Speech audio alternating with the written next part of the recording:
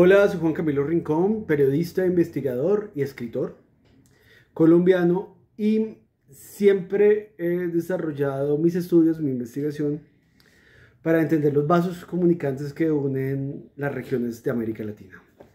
Mi primer libro se llama Ser colombiano es un acto de fe, historias de Jorge Luis Borges y Colombia, en las cuales narro como esas conexiones entre estos dos países, que es Argentina y Colombia, a partir de un escritor tan importante como Jorge Luis Borges. También hago ese análisis en otras investigaciones, como lo hice con Sábato en Colombia, o mi último libro que se llama Colombia y México entre la sangre y la palabra. ¿Qué pasa? Esas conexiones son supremamente importantes, porque esas conexiones son las que alimentan, retroalimentan, generan amistades y generan competencias que permiten que la literatura se siga moviendo, se siga desarrollando, se siga transformando. Para mí fue impresionante cuando yo tenía muy poca edad y supe, digamos, que Nicolás Guillén caminó las mismas calles donde yo vivo en este momento, que es en Bogotá, o que Jorge Luis Borges se presentó en la biblioteca donde yo voy a revisar libros, que es la Biblioteca Nacional de Colombia, o que se sentaron Pablo Neruda se sentó a jugar con los otros escritores colombianos, poetas colombianos, a carreras como si estuvieran gateando en un hotel emblemático de esa ciudad. Y me pregunté que cuál era la forma y cuál era el sentido de tener esta conexión, cómo podríamos entender, desarrollar y ver qué importancia tenía esta conexión. Siempre hemos hablado del tema de los límites políticos. Colombia, Venezuela, Ecuador, Panamá, etcétera, etcétera, etcétera. Y siempre nos hemos dividido a pesar de tener unas similitudes muy cercanas entre unos y otros países. ¿Por qué esos límites políticos son los mismos límites culturales? Existe otras formas de vernos culturalmente, como entender que existe una conexión entre uno y otro territorio. Y es la pregunta que siempre me ha acompañado. Y para tratar de entenderlo un poco, me limité en dos países, que es Colombia, que es mi país, con México. Como ustedes saben muy bien, existen varios centros culturales, podemos llamarlo así, centros culturales de mayor relevancia en unos países que en otros. Y esos centros culturales tienen una importancia porque crearon un propio conocimiento que lo brindaron a otras comunidades, a otras sociedades, a otros países, a otros intelectuales, o que de cierta forma también permitían que en sus tierras existieran diálogos de otras culturas, ¿no? Y podemos pensar, digamos, en Argentina. Argentina es un país donde existió una gran migración europea y que en la década de los 40 o 50 existió o se permitió ese desarrollo de conversaciones a partir de diferentes centros culturales. Podemos pensar, digamos, en la revista Sur, con Victoria y Silvino Campo, especialmente con Victoria Campo, que creó una revista de bajo costo en ese momento para traer los grandes pensadores, los grandes escritores a hablar en ese espacio específico. Y eso permitió que existieran unas charlas maravillosas y que existiera un diálogo. Esos diálogos es también permitir que muchos de los libros fueron publicados en Argentina, que existiera unas publicaciones que iban al resto del continente. Digamos, como ustedes recuerdan, Gabriel García Márquez leía libros impresos en Argentina, para él eran supremamente valiosos. Los primeros libros que llegaron de Borges, específicamente digamos, a Colombia, eran de edición argentina, ¿no? También podemos pensar en Cuba. La década de los 60 fue esencial para el desarrollo cultural de nuestros países, especialmente porque siempre estuvimos muy separados, siempre era muy difícil que existiera como un diálogo de diferentes puntos, y eso lo permitió Casa de las Américas y lo permitió la revolución, porque la revolución generó un diálogo, digamos, cuando traía a los jurados y los sentaba a conversar, cuando estaban los conversatorios grandísimos que desarrollaba Retamar.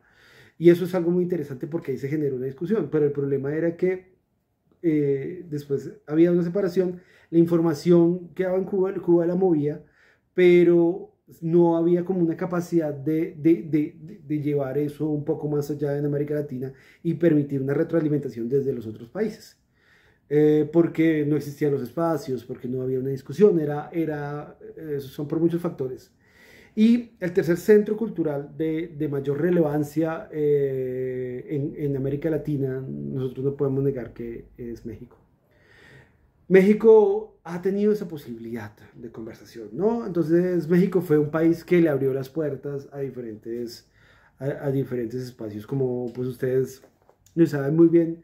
Incluso Fidel estuvo allá. Fidel tuvo el primer encuentro con el Che Guevara allá, donde habían conversaciones revolucionarias al respecto. Era un país que le abrió las puertas a todas las culturas. Cuando hablamos qué pasó con los grandes intelectuales de la Guerra Civil Española, ¿para dónde se fueron? Muchos de ellos se fueron para México. Es imposible decir que la obra del gran cineasta Luis Buñuel se desarrolló no solo en España, sino también la importancia de las películas que se desarrollaron en México, ¿no?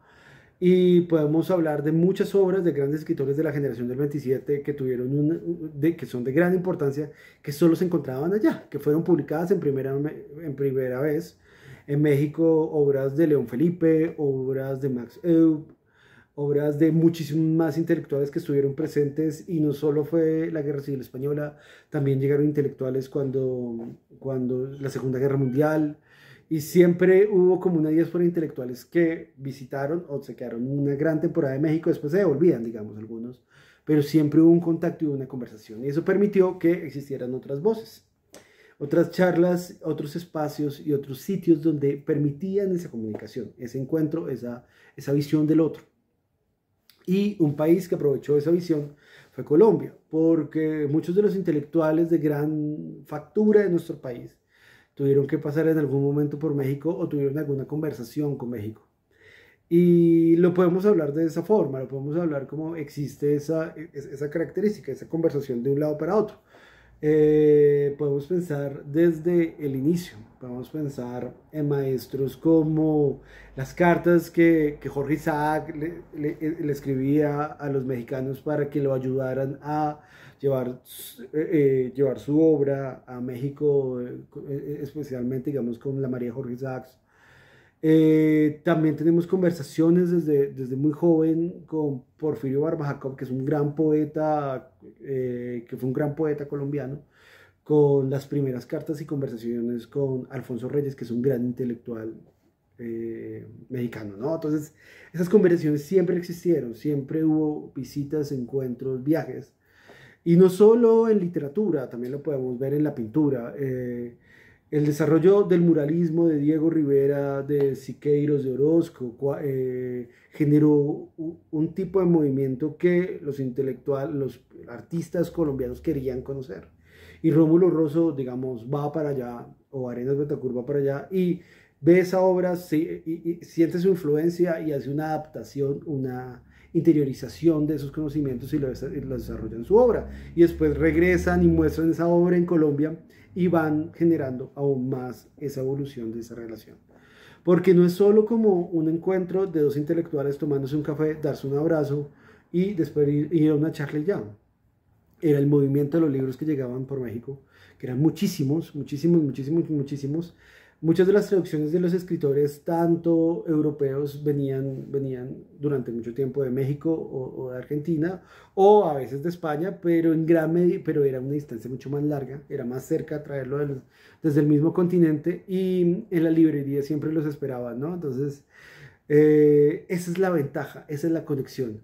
Siempre hubo esa conversación, pero creo que hay un punto que es el que nos une en esta conversación, que yo lo cito con tres autores. El primero es un gran fotógrafo colombiano que se llama Leo Matiz, que Leo Matiz es ese gran maestro de la fotografía que tuvo relación muy cercana con los pintores mexicanos y que fotografió a los grandes maestros en ese tiempo. Incluso Pablo Neruda, que era embajador chileno en México, estuvo ahí presente y hay fotos maravillosas de Leo Matiz. Pero lo importante es la conversación que tuvo con ellos, la retroalimentación que tuvo con ellos. Leo Matiz es de Aracataca, de la misma ciudad de García Márquez. Y ver que eso es interesantísimo porque Leo Matiz tiene después un conflicto con Siqueiros que lo obliga a salir del país y regresa a Colombia, trae todo ese conocimiento de México, lo cuenta a todos los intelectuales y de pronto un intelectual que era poeta, que trabajaba en una empresa de petróleos, que se llamaba Álvaro Mutis, lo contrata para tomar fotos para su revista, que se llamaba Lámpara. Y esa conexión es muy interesante porque esa conexión permite que haya una primera conversación y un convencimiento de lo importante que es México para Álvaro Mutis.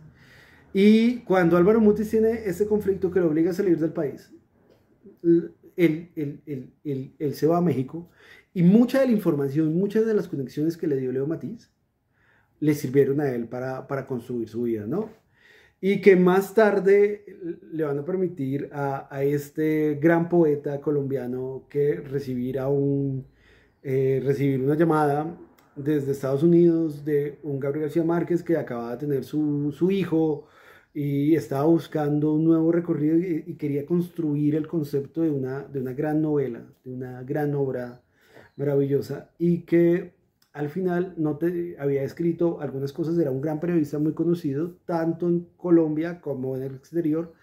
Había escrito 3 libros, había escrito La hojarasca, que en Colombia no se había vendido muy bien, y que después se sacó una reedición que tuvo un poco más de fuerza, La mala hora, que había ganado un premio, que es un premio eso, que había sido reeditado en España, lo habían editado en España y le habían cambiado muchas cosas, lo cual nunca le gustó eso a Gabriel García Márquez.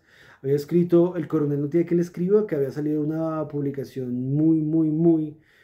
con un número muy bajo en Medellín, aquí en Colombia, y él estaba con la idea de construir una gran novela. No, había hecho varios intentos, pero él sabía que tenía por dónde, pero no sabía cómo desarrollarlo, ¿no? Entonces, para él que era amigo de Álvaro Mutis, lo recibe, lo llama, le dice, encontrémonos, veámonos. Él baja a Ciudad de México y hay ese gran encuentro, ¿no? Entonces, él encuentra un espacio dentro de ese espacio cultural mexicano para poder desarrollar una novela importantísima que es Cien años de soledad. Entonces, una de las grandes novelas que representa lo que es ser colombiano fue escrita en México. Es algo muy interesante, cómo es esa conexión. Y Gabriel García Márquez, no solo eso, tuvo mucha ayuda de muchos intelectuales mexicanos en ese momento. Monsiváis, José Emilio Pacheco lo ayudaban a investigar. Había retroalimentación de otros escritores, habían conversaciones, le ayudaron a conseguir trabajo, le ayudaron a construir ese espacio y ese momento para eso. Álvaro Mutis y Gabriel García Márquez terminan viviendo y muriendo en México, terminan adaptándose a una comunidad que le abrió los brazos, pero nunca olvidaron sus raíces que son colombianas y su conocimiento siempre lo trajeron, siempre lo movieron hacia Colombia. Y creo que esos vasos comunicantes desarrollan una identidad en conjunto entre dos países que van dando de cierta forma una visión, un encuentro y una necesidad de poder generar este discurso. Entonces con ustedes quería mostrarles la portada del libro Colombia y México entre la sangre y la palabra y gracias por escucharme y espero que les haya gustado.